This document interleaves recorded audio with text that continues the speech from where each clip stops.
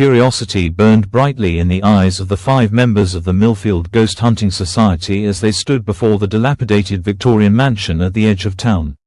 The structure loomed against the darkening sky, its weathered facade telling tales of bygone eras and forgotten lives.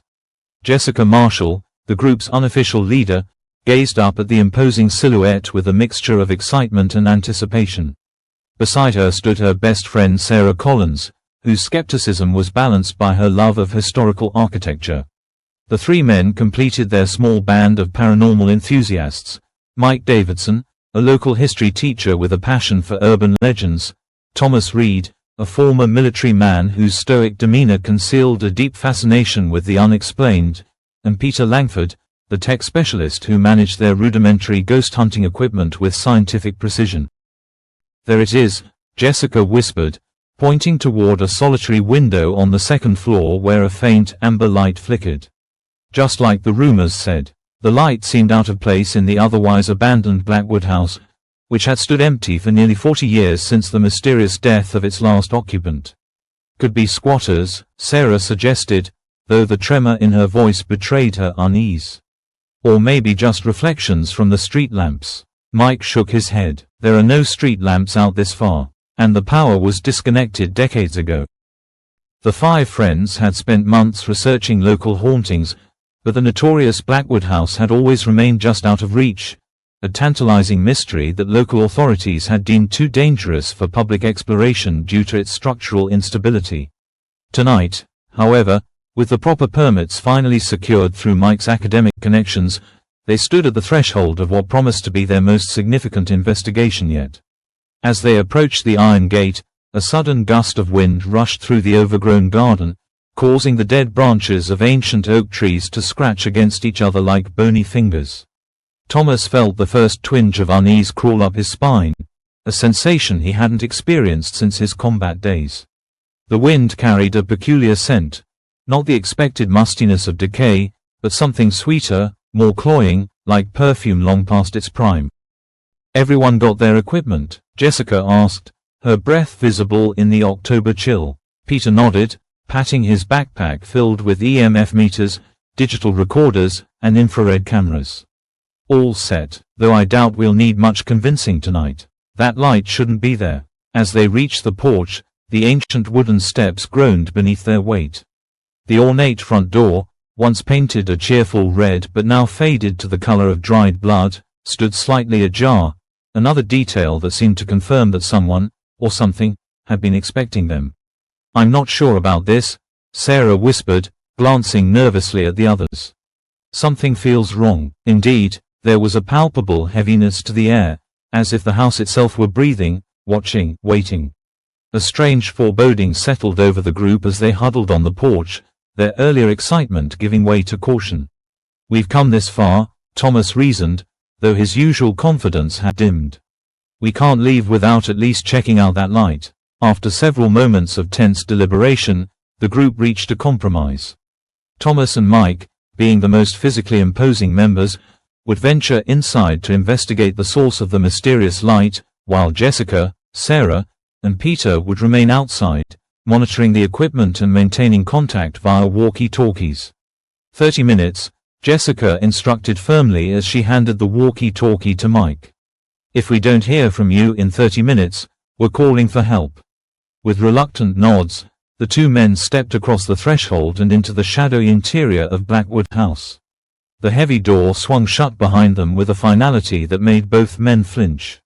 Inside, the air was unexpectedly cold, far colder than the autumn night outside. Their flashlight beams cut through the darkness, revealing peeling wallpaper adorned with faded floral patterns and dusty furniture draped in yellowed sheets like forgotten ghosts. "Second floor," Mike mumbled, pointing his flashlight toward a grand staircase that curved upward into darkness. "That's where the light was." The 2 men moved cautiously through the foyer, their footsteps echoing on the hardwood floors. Every creak and groan of the old house seemed amplified in the silence. As they approached the staircase, Thomas noticed unusual patterns in the thick layer of dust covering the steps, disturbances that suggested recent movement. But not footprints, precisely. More like something had been dragged across the surface. Mike, he whispered, gesturing toward the anomaly. "Look at this." Before Mike could respond, a distinct thump sounded from somewhere above them, followed by what might have been soft, quick footsteps. "Hello," Mike called out, his voice immediately swallowed by the oppressive silence of the house. "Is anyone up there?" Only the faint creaking of the house answered him. With mounting trepidation, the two men began their ascent of the staircase. Each step seemed to resist their weight, the wood protesting loudly beneath them as if warning them away. The temperature continued to drop until their breath clouded before them in wispy plumes.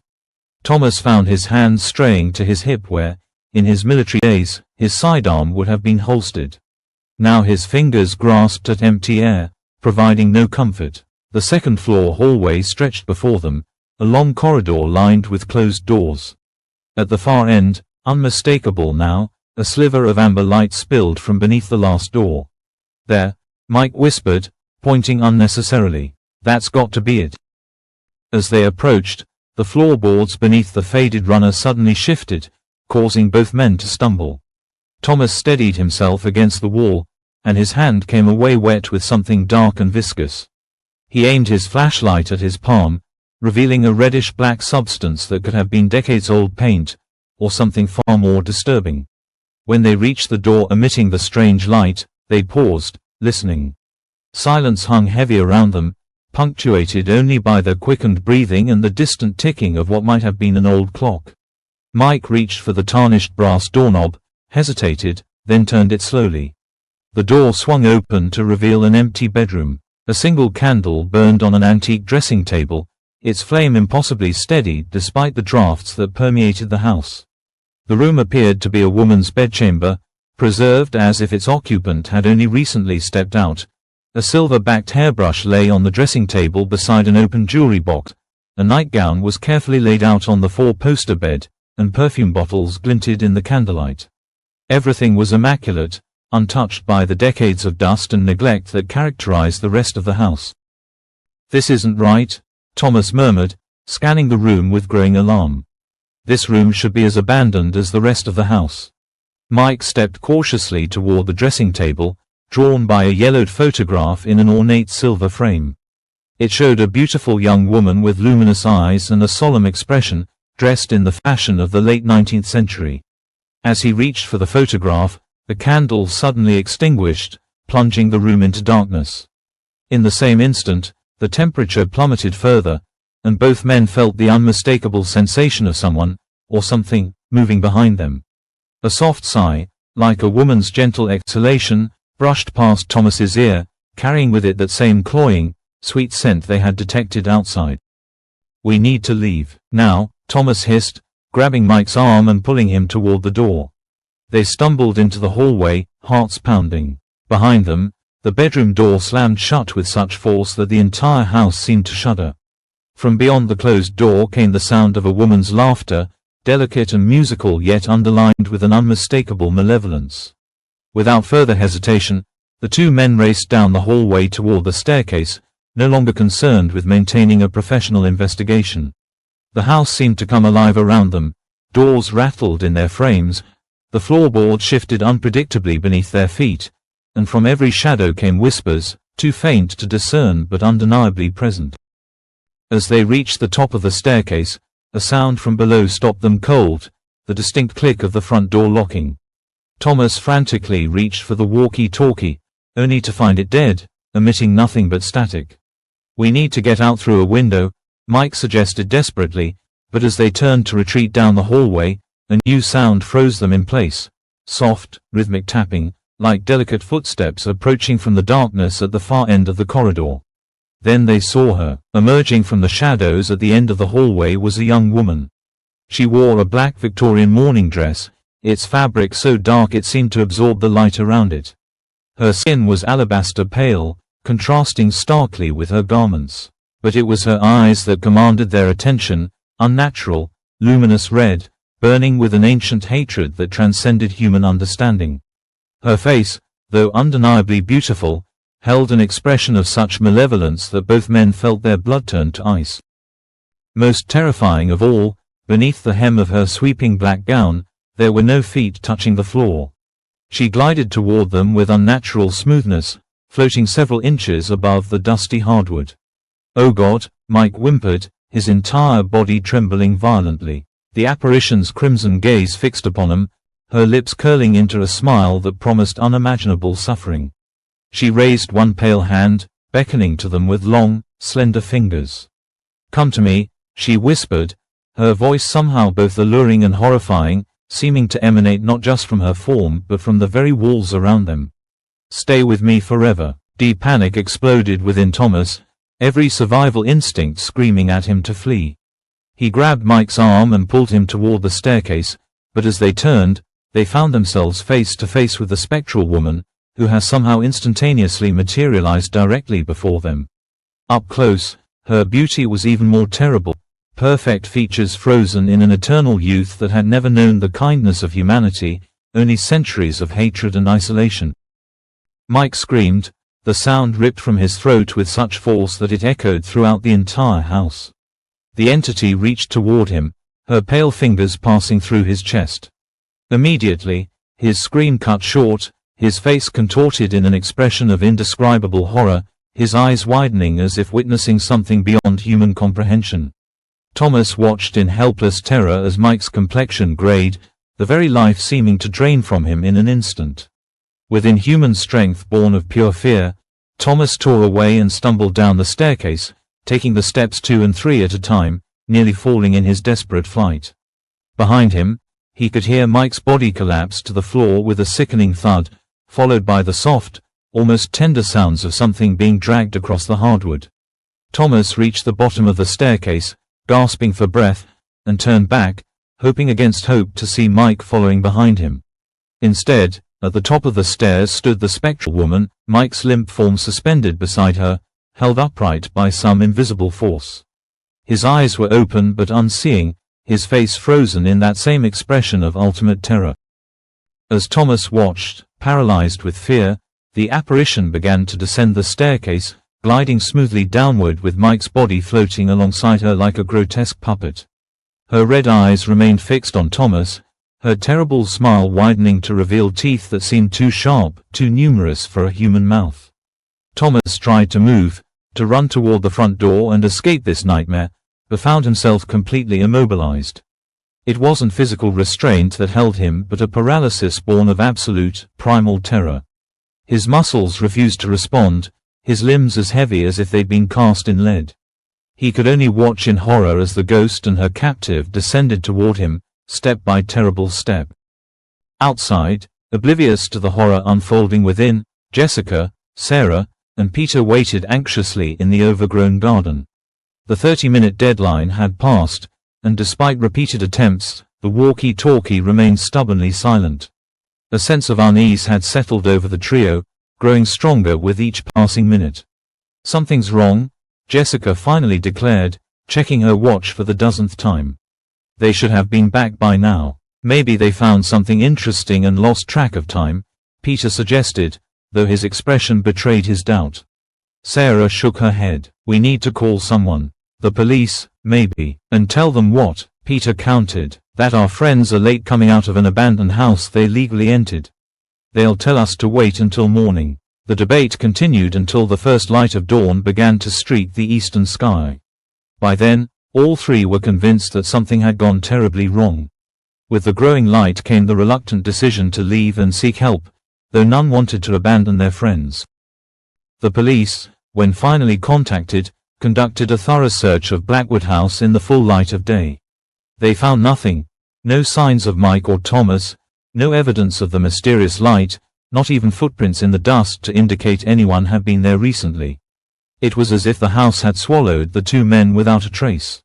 Days turned into weeks, and weeks into months. The disappearance of Mike and Thomas became the subject of local speculation, then faded into the background of Millfield's consciousness, just another mysterious event in the long, troubled history of Blackwood House. But for Jessica, Sarah, and Peter, the nightmare had only begun. A week after the disappearance, Peter was walking home from a late shift at work when he glimpsed a figure standing beneath a streetlight, a woman in black with impossibly pale skin and eyes that gleamed red in the darkness. He blinked, and she was gone, leaving him to question whether stress and grief had caused him to hallucinate. 2 nights later, Sarah awoke to the scent of old-fashioned perfume in her bedroom and the sensation of cold fingers brushing against her cheek. When she opened her eyes, a woman in black stood at the foot of her bed, smiling with too many teeth, her red eyes burning with malevolent promise. By the time Sarah's scream tore from her throat, the apparition had vanished. Jessica was the last to see her, coming home to find her apartment filled with lit candles she hadn't placed there and the ghostly woman seated at her dining table, Mike's watch and Thomas's military ring laid out before her like trophies.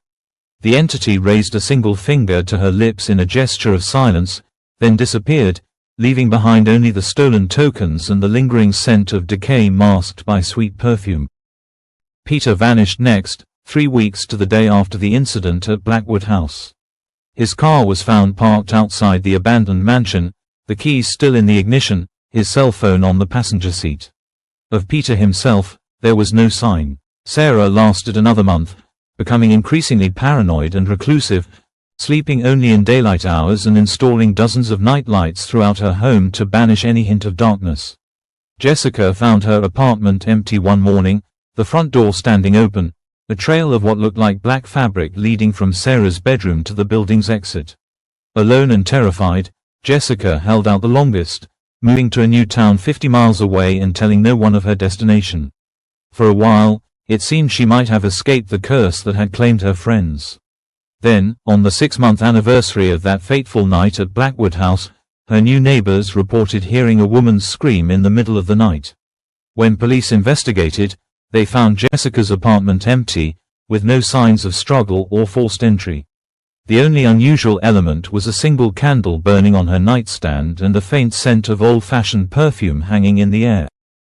To this day, Blackwood House still stands on the outskirts of Millfield, its windows dark except on certain nights when passers-by report seeing a single light burning in a second-floor window. The disappearance of the 5 ghost hunters has become part of local folklore, whispered about but rarely discussed openly. The town's residents give the property a wide berth, crossing to the opposite side of the street when they must pass by its rusted iron gates. No one knows what truly happened to Jessica, Sarah, Peter, Mike, and Thomas. No bodies were ever found, no evidence ever uncovered. Some say that on particularly dark nights, if you stand at the edge of the property and listen carefully, you can hear the faint sound of a woman's laughter carried on the wind, followed by desperate, muffled screams that cut off abruptly, as if swallowed by the darkness itself. But no one dares venture close enough to confirm these tales, and those who know the story of the Millfield Ghost Hunting Society have learned a valuable lesson. Some mysteries are not meant to be solved, some doors never meant to be opened, and some entities should be left undisturbed in their ancient, malevolent slumber.